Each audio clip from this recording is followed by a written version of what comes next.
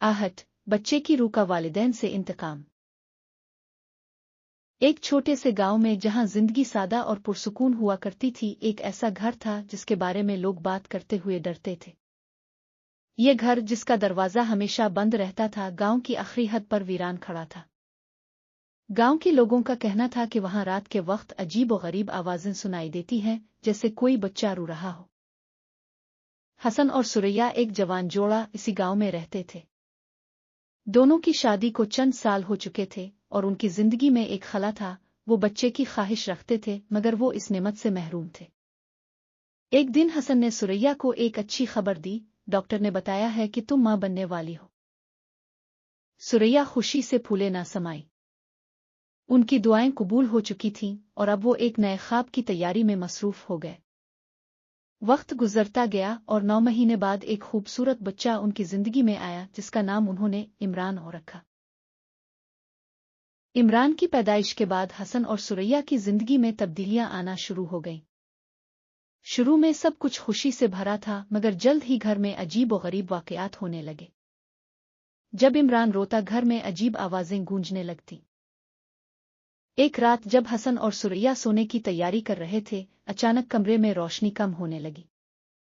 हसन ने सोचा कि शायद बल्ब खराब हो गया है, मगर जैसे ही इसने स्विच दबाया, बल्ब खुद ब खुद जलने लगा। सुरैया ने बेचैनी से कहा, ये क्या हो रहा है? ये सब मामूली नहीं है। कुछ महीनों बाद इमरान बीमार रहने लगा। इसे बार बार बुखार हो जाता और डॉक्टर भी इसकी बीमारी का पता नहीं लगा पाते थे। एक दिन हसन ने गांव के एक बुजुर्ग से बात की, जिन्हें लोग बाबा जी ओ कहकर बुलाते थे।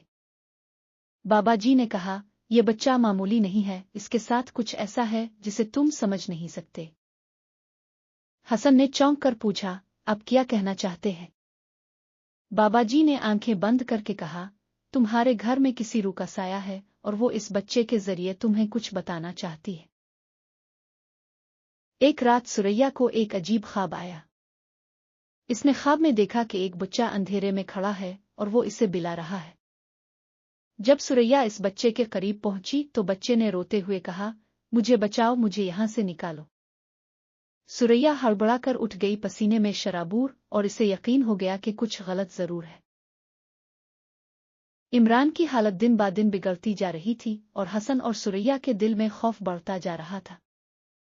एक दिन हसन ने सुरैया से कहा, हमें कुछ ऐसा करना होगा, हमें इस राज को खोलना होगा जो हमारे घर में छुपा है।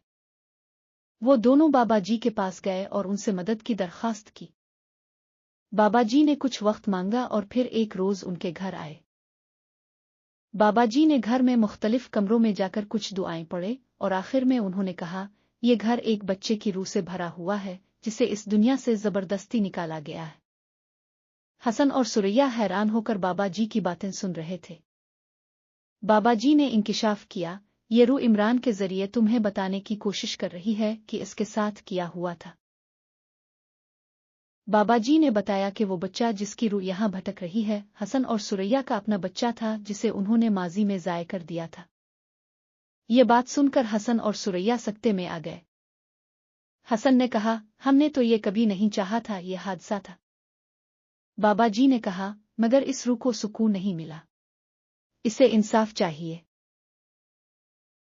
हसन और सुरैया को वो वक्त याद आया जब वो बहुत कम उम्र थे और एक गलत फैसला किया था। उन्होंने अपने पहले बच्चे की जिंदगी खत्म कर दी थी, क्योंकि वो इस वक्त इस बच्चे की परवरिश के काबिल नहीं थे। यही बच्चा, जिसे दुनिया में आने से पहले ही ज़ाय कर दिया गया था, अब रूह बनकर उनसे इंतकाम ले रहा था।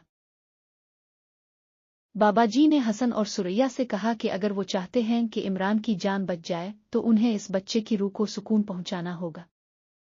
हसन और सुरैया ने फैसला किया कि वो अपने गुनाह का एतराफ करेंगे और इस बच्चे की रूह से मुआफ़ी मांगेंगे। बाबा जी ने कुछ मखसूस दुआएं पढ़े और कहा कि वो बच्चे की रूह को सुकून पहुंचा सकते हैं, मगर हसन और सुरैया को अपने दिल से मुआफ़ी मांगनी होगी।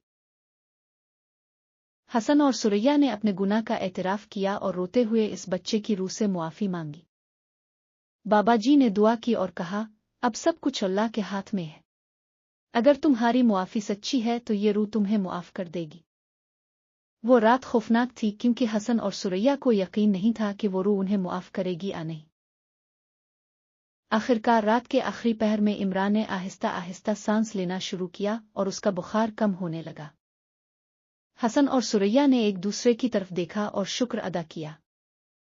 بابا جی نے کہا، روح نے تمہیں معاف کر دیا ہے، مگر یاد رکھو یہ معافی تمہارے سچے دل کی وجہ سے ملی ہے۔